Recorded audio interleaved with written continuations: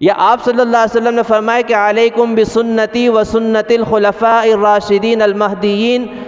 تم پر لازم ہے کہ میری سنت اور میرے ہدایت یافتہ خلفاء راشدین کا جو طریقہ ہے اس کو لازم پکڑ لو۔ اسی لیے علماء نے لکھا ہے کہ آپ صلی اللہ علیہ وسلم کے بعد جو حضرات خلفاء راشدین کا 30 سالہ دور گزرا ہے،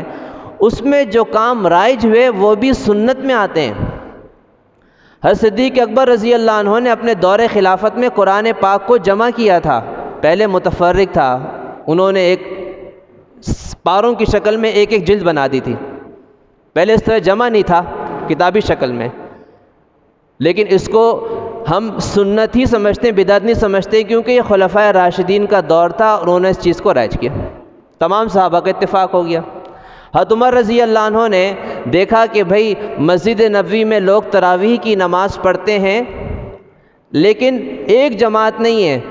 2-3 آدمی وہاں کھڑے، 2-4 وہاں کھڑے، 1-2 وہاں کھڑے، مختلف لوگ جو ہے وہ رمضان مبارک میں تراویح پڑھتے ہیں لیکن ایک امام نہیں ہے، مختلف لوگ اپنی اپنی جماعتیں کرا رہے ہیں۔ انہوں نے فرمایا، حضرت ابی بن کعب رضی اللہ عنہ جن کے بارے میں آپ صلی اللہ علیہ وسلم نے فرمایا تھا اقرأہم ابی بن کعب، کہ میرے ساتھیوں میں سب سے اچھے قاری وہ ابی بن کعب ہیں۔ تو حضرت عمر رضی اللہ عنہ نے کہا کہ آپ امامت کرائیں اور فرمائے کہ ان کے پیچھے سارے لوگ کھڑے ہو کے جماعت سے نماز پڑھیں تراویح۔ تو حضرت عمر رضی اللہ عنہ نے فرض نماز پڑھائی، حضرت ابی بن کعب رضی اللہ عنہ نے پھر 20 رکعت تراویح کی جماعت کرائی، اور وتر پھر حضرت عمر رضی اللہ عنہ نے خود پڑھائی، اور فرمائے کہ نعمت البدعۃ ہذہ، یہ بہت اچھی بدعت ہے، یہ بہت اچھا طریقہ ہے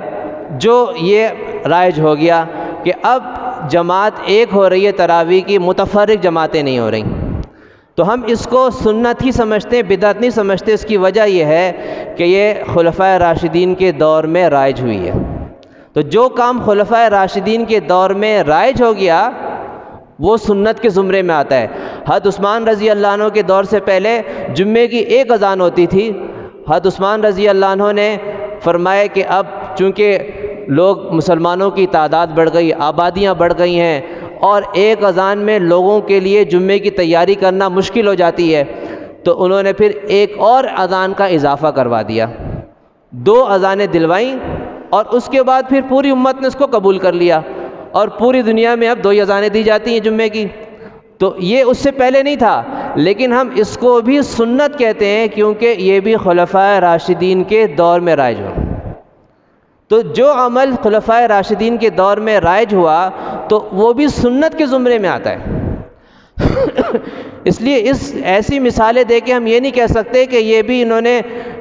بعد کے دور میں ایجاد ہوئی اس لیے قبول کی، نہیں، بعد کے دور بھی خلفائے راشدین کا ہی دور ہے، اور وہ دور بھی ہمیں کہا گیا ہے کہ اس کی تقلید کرو، اس کی پیروی کرو، اس پر عمل کرو، وہ بھی سنت ہے۔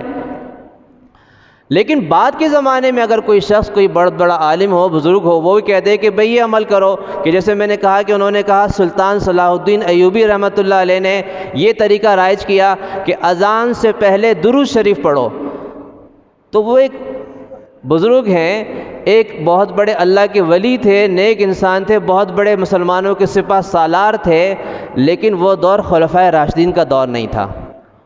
بات سمجھ رہے ہیں؟ وہ کوئی خلفائے راشدین میں ان کا شمار نہیں ہوتا، تو لہٰذا ان کے کسی طریقے کے رائج کرنے کی وجہ سے ہم اس کو سنت نہیں کہیں گے،